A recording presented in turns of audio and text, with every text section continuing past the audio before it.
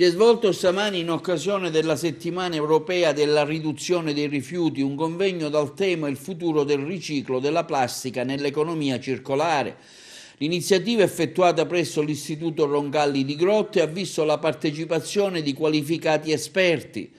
Nel corso dell'evento sono state donate delle borracce agli alunni della scuola offerte dalla Conad, che ha sponsorizzato l'evento al fine di non far consumare loro le bottiglie di plastica e risparmiare così sul loro uso.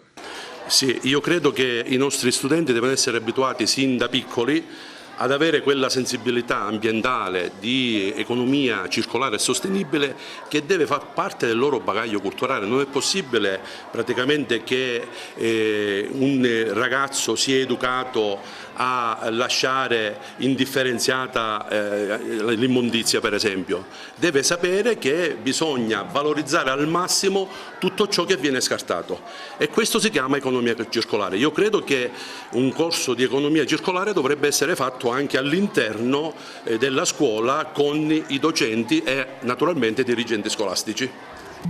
Ma il messaggio è sempre lo stesso, quello di aumentare la raccolta differenziata, come del resto ci impone la regione siciliana, anche perché, come a tutti noto, se non vengono raggiunti determinati livelli di differenziata sostanzialmente i comuni vengono puniti. Di recente, e questa è una cosa che deve essere approfondita, abbiamo ricevuto ad esempio dal commissario della provincia la notifica di un atto che ci impone di applicare una maggiorazione dell'addizionale provinciale dal 5 al 20%, perché nel 2016 non sono stati raggiunti i livelli differenziati previsti dalla legge e quindi con ulteriori oneri a carico dei cittadini. È chiaro che noi faremo una battaglia su questo aspetto e diciamo fin d'ora al commissario della provincia e quindi al legislatore regionale che è necessario intervenire, perché non è possibile ancora una volta, per le mancanze di altri, fare gravare di ulteriori oneri ai cittadini, anche perché ormai la gente non ce la fa più e quindi arriveremo al momento in cui nessuno pagherà più la tassa sulla spazzatura. Al di là di queste considerazioni è un momento importante,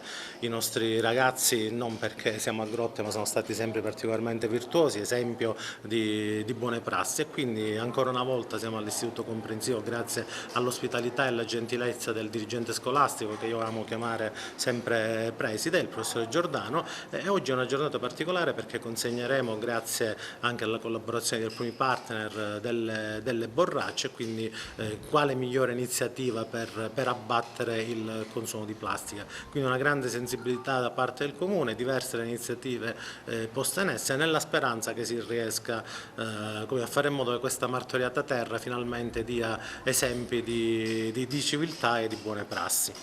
Oggi siamo a Grotte, sembra un'azione organizzata nel programma SER 2019, il Comune ha già aderito all'iniziativa della plastica free e quindi l'assessore ha pensato bene di portare questa iniziativa a scuola, facendo sostituire quindi la classica bottiglietta in plastica con delle borracce.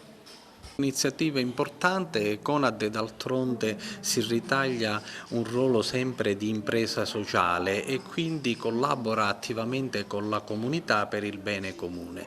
Abbiamo ritenuto questa iniziativa importante perché rientra nella logica della riduzione della plastica. Utilizzare le bottigliette, le borracce riciclabili a posto delle bottiglie è un segnale per ridurre la plastica. Anche Conad sta usando anche questo tipo di politica di eliminare la plastica nei punti vendita in tutta Italia?